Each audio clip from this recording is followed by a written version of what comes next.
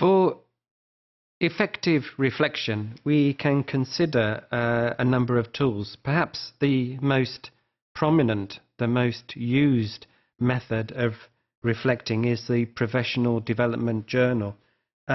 This is very simply a written record of experiences in the classroom and the response that the teacher has to those experiences in the classroom. It can take a number of forms, but the important thing is that it really takes a general account of the learning from the experience, and perhaps most importantly, it identifies critical incidents. Critical incidents are something we'll discuss later, but the Professional Development Journal is a very good place for the reflective practitioner to identify and then to reflect on critical incidents as they occur. Because the reflective practitioner is writing in a journal, the Professional Development Journal is therefore quite subjective. It is the individual's response, the individual's perception of what has actually taken place. And therefore, it is very important in the Professional Development Journal to take time to relate theory which has been explored in the literature with the experience of practice.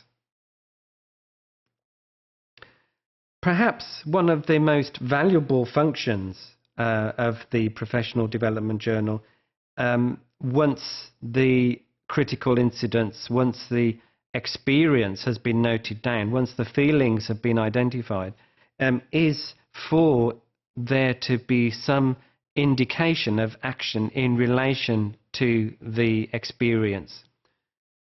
We must not just keep a diary. A Professional Development Journal is not a diary of what happened. It does follow a structure in terms of reflection and action. So what you can be doing is to be looking for themes longitudinally through the journal to see if things recur, and then starting to develop some ideas about actions that you can take in terms of your experience. And therefore it's very important to get into a very good habit of writing in the journal.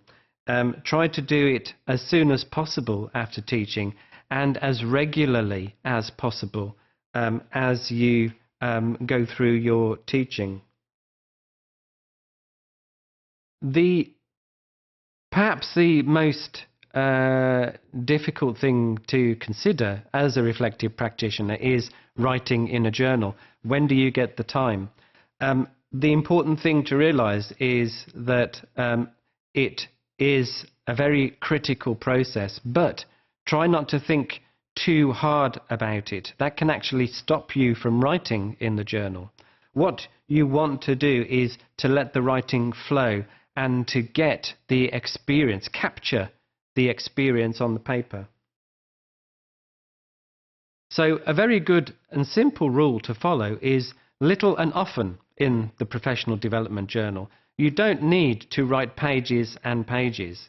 You simply need to note down the key incidences, the key approaches.